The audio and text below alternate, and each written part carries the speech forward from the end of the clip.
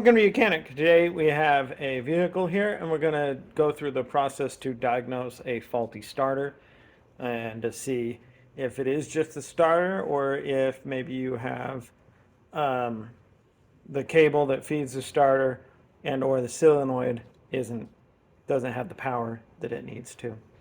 So we have a voltmeter, multimeter right here to be able to check it. We have it set to the DC volts.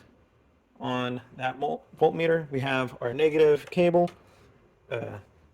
connector connecting to the negative battery post, and then we'll use our positive one to be able to locate the cable on the starter. Now, this one you won't be able to see a whole lot, except you should see these numbers. These numbers will should read 12 volts plus when we find the cable back here. So on the starter, you have two posts. One always has your 12 volt power, and then the other one gets the 12 volt power when you turn the key and it hits that starter to start the car. So this starter happens to be down here on the back side of the motor. And so there's a little cover that goes over that bolt there. And so I move that little cover. And then we have 12 volt plus, so 12 volt 3, 7 voltage to the starter from the battery itself. So we've got our direct feed that constantly has our 12 volts, and so we're good there. And so then our next one to check on our starter before is to be what is the wire that feeds the solenoid that actually kicks in the starter. What voltage does that have? Now that voltage only will show up when you turn the key on to start that.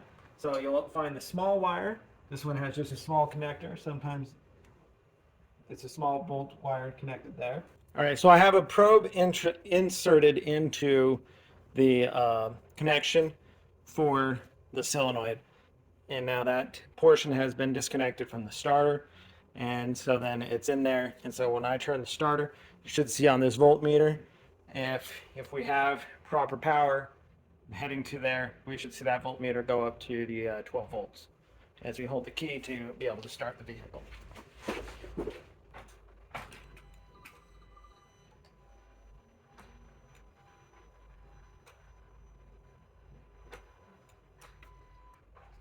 And so we should have seen the 12 volts. If we've seen the 12 volts, then we know that we are definitely getting power to the starter. And then that would be the diagnosis that the starter internally has broken down, and we'd go through the process to replace our starter. If we've done this test to rule out that this starter is getting the power that it needs to be able to start the vehicle. That test can be done on pretty much any vehicle with a standard starter in it.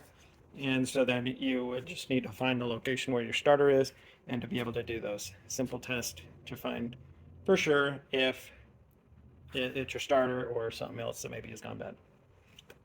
Thanks for watching Mechanic, where you can be the mechanic.